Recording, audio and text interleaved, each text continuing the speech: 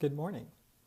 It is March 20th, 2016, first day of spring here in Austin, Texas. My name is David Tangredi and my company is called The Fool's Inclination. You may have heard of me, partly because you're probably watching this video on my blog. This is the first time I've done a video in a long time, and part of the inspiration to do a video is I wrote a blog this morning, rough draft, and didn't even read it for editing. And as soon as I was done, I was inspired to discuss the material rather than write about it. I don't know, it just lends itself that way. It seemed like it might be easier to convey what I'm wanting to convey this morning. So I'm sure many of you, if not all of you, are familiar with Abraham-Hicks. Esther Hicks is an amazing channel, and Abraham teachings are what she brings through, and they're very uplifting and inspiring and everything that I resonate with. I first met Abraham-Hicks about 10 years ago and was divinely guided towards them, was introduced to them by a friend. It was right when there was going to be an Art of Allowing workshop in San Diego where I lived, and I decided to attend. I think it was the week before. Went to the event, and it was amazing. In fact, I even got picked to sit in the hot seat during the second half of the workshop. And when I sat in the chair, I wanted to just bask in the energy. It just was amazing. It took a lot of focus in order to talk with them and discuss what I wanted to talk about. In the early years, there was one thing that I really struggled with the Abraham teachings. And I remember that Abraham would say things like, focus on what feels good and move away from the thoughts that don't feel good. In fact, they would even say that if there's a particular subject that doesn't feel good to think about, to distract yourself, to do something else, think about something else. And that in and of itself would make you feel better, which is exactly true. However, what I found was that there was, let's say, a particular subject was a source of pain for me, and even though I could distract myself from thinking about it and make myself feel pretty good on a day-to-day basis, that one particular subject never seemed to improve. And this is over a course of years, let's say. So the distraction technique, while working in general, didn't work in that specific area. And it kind of felt like there was something missing. I knew I was missing something. There was something that I didn't understand about the teachings, or I don't know what it was. At that same time, I started writing my books and kind of moved away from the Abraham teachings because I wanted to learn my own words. Wanted to hear my own guidance in the unique way that it came through. Because my wanting in certain areas was strong, my ability to bring through guidance to help me in those areas was also strong.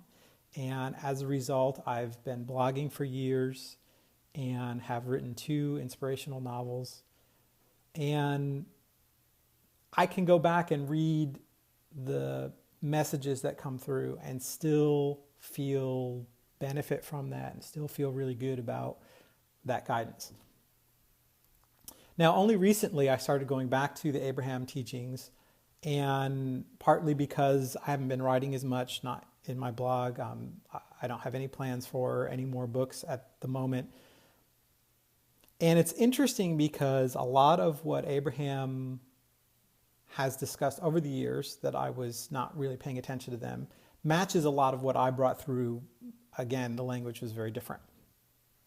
So anyway, recently I came across Abraham's technique called the focus wheel. Now, you may be familiar with it, maybe not. If you've never heard of it and you want to hear specifically their version of the focus wheel, after watching this, go to YouTube and search for Abraham-Hicks and focus wheel, and I'm sure you'll find a video where they walk someone through it.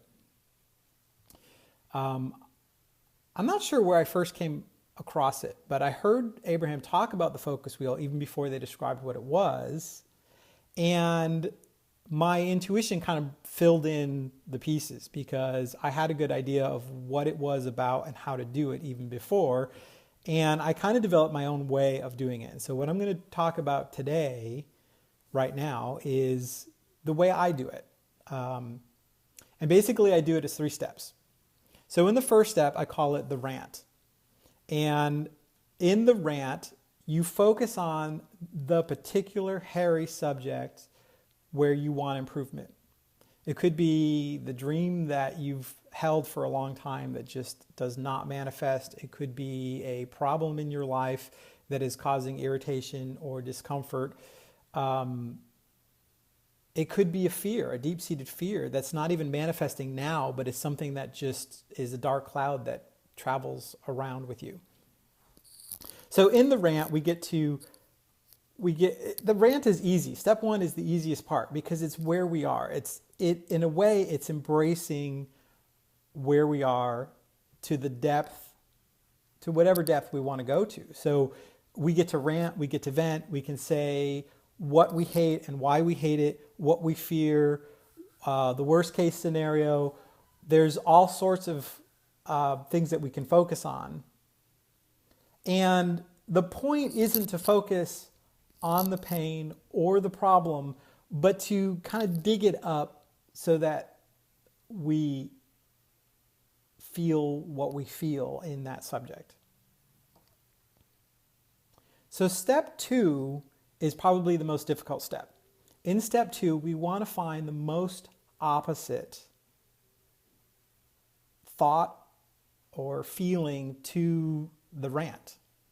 So I had some examples. So let's say one of our rants is, I hate my job. Well, if you hate your job, now as part of the rant, you can really kind of focus on it because you can say, okay, I hate my job. Then ask yourself why. Well, I hate my job because I hate the person that I hate working. I hate my boss. I hate working for this person. I hate the whatever. And you can get into that. You can also get into the I wants because when you start saying I want things, you're still focused on the lack of it. I hate, I don't get paid enough. I'm not valued enough. I don't feel valued at my job, whatever. So then the most opposite, Abraham always says, if you know what you don't want, you know what you do want. There's always 2 sides to every subject. So hating your job, the opposite of that is loving your job.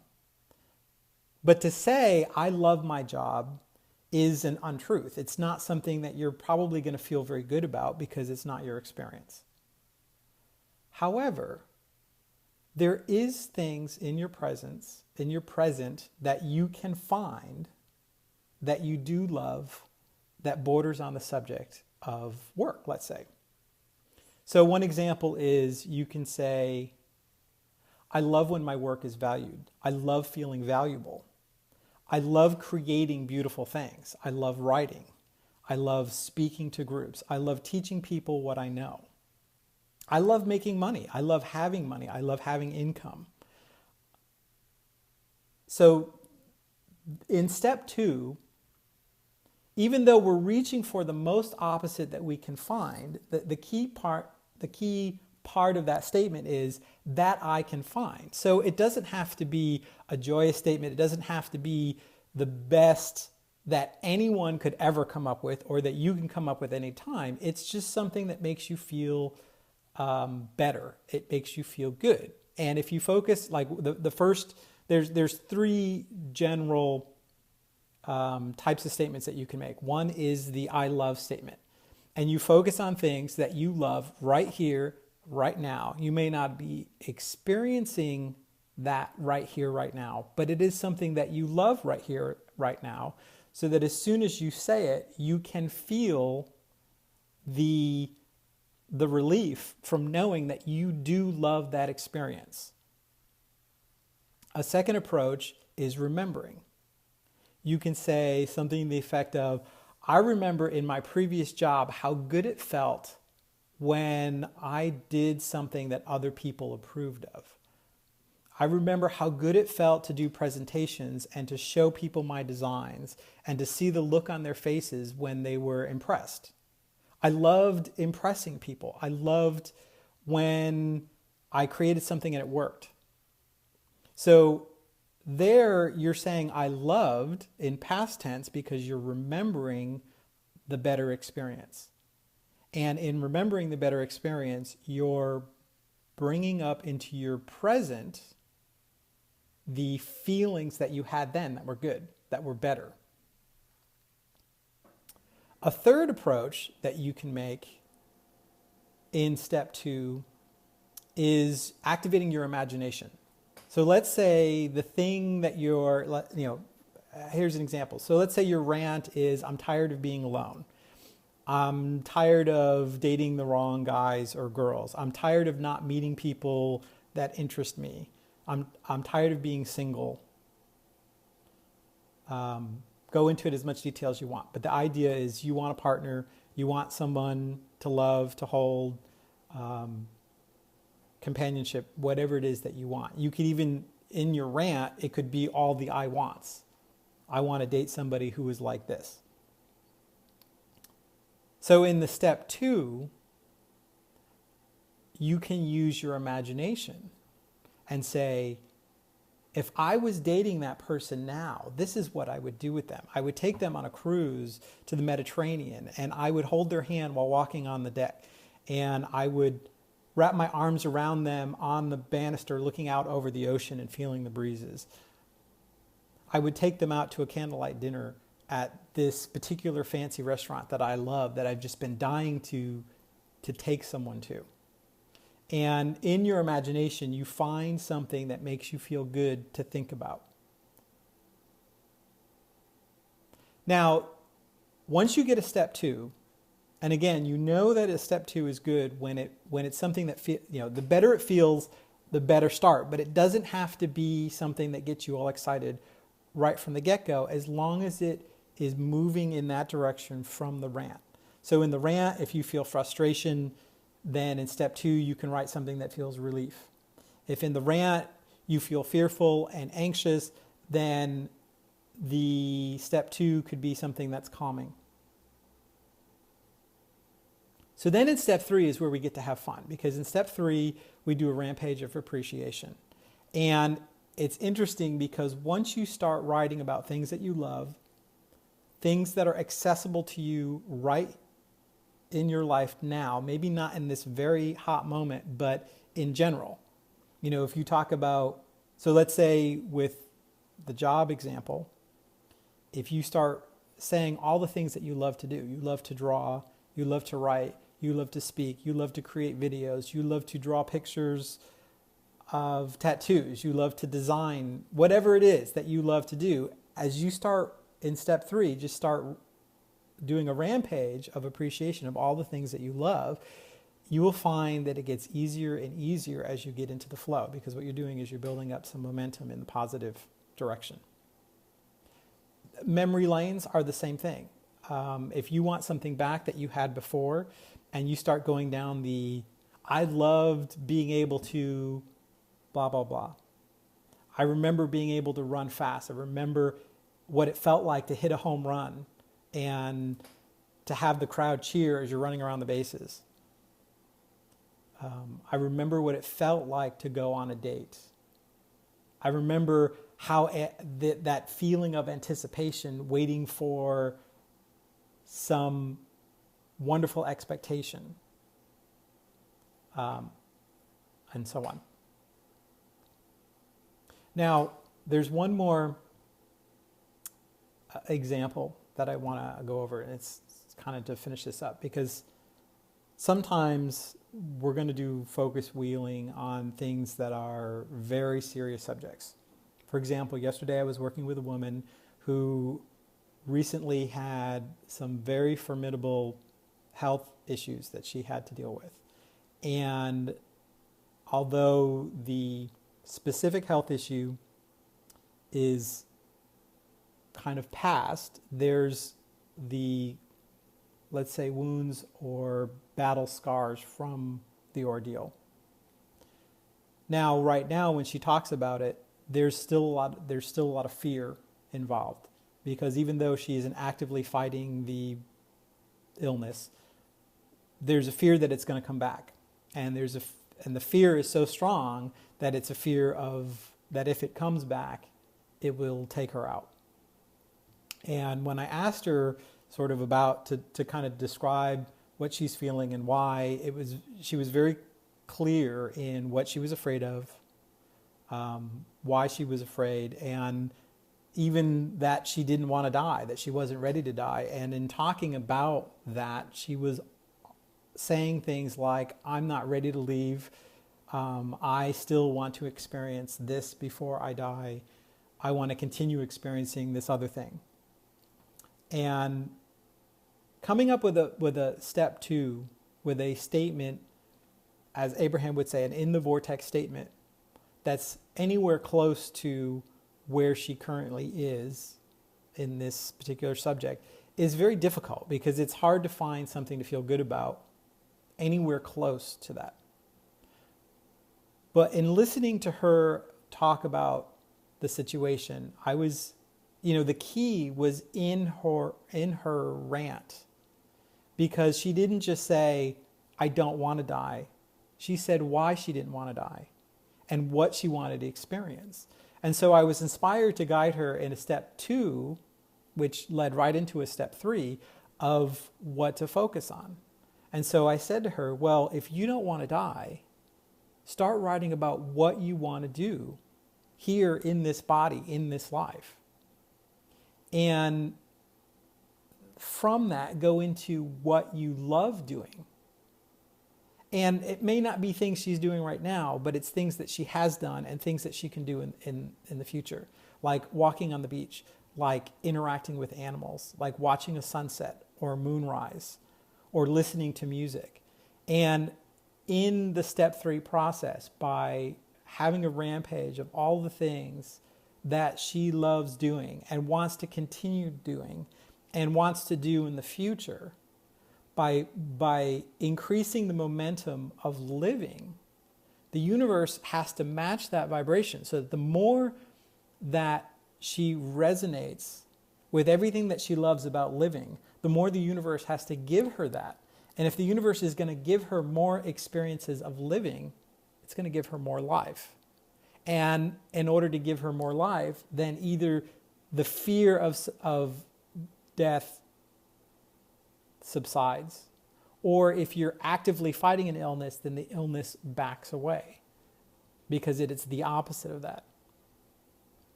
Now, in my own journaling, my own focus wheeling, there was a particular problem, something that had been going on for months, not any big deal, but this slight annoyance. And one morning I thought, well, I'm going to do a focus wheel on this, not having any idea of where the solution would come from or what it would look like. And it had to do with my living situation, with my physical aspects of my apartment, let's say. And so when I started, I wasn't actually feeling that bad when I started, but it had something that when it would happen, it was annoying enough that I would feel bad. And so I thought, well, I'm just going to focus wheel on this, and I'm going to take advantage of the fact that I don't feel that bad about it right now, so it should be easy to move forward. So I kind of wrote my rant, but I didn't really get into it, and I didn't even really want to bring up the negativity that strongly, but I just wrote my sentence. And then in the step 2, I chose something very general. And the very general statement that I said is, I love where I live. And when I made that statement, I really meant it, because I do love where I live. And it wasn't so much about this particular apartment in this particular building, but it had to do with the environment. The fact that I live where there's great views of downtown Austin, where I can see the lake, where there's birds flying around and waterfowl hovering around the lake and all these things that I love. And so as soon as I wrote that one statement in step 2, that I love where I live, I then went immediately into step 3 and started iterating all of the things about where I live that I love. And some of them were about my apartment, and some of them were about the building, and some of them were about Austin, and some of them were about living near the lake and stuff like that. And I just had fun with it. And I did actually feel good when I was done. And even though I did want to see my problem solved, I really wasn't too concerned about that, because the intention was just to have fun with it.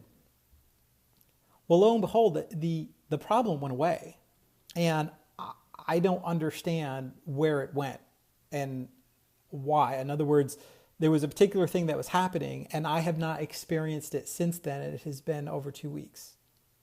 And I don't know if that particular thing is not happening anymore, or if I just somehow never catch it happening in order to be annoyed. So I didn't even, it's like I don't understand why it worked or how it worked, but it worked.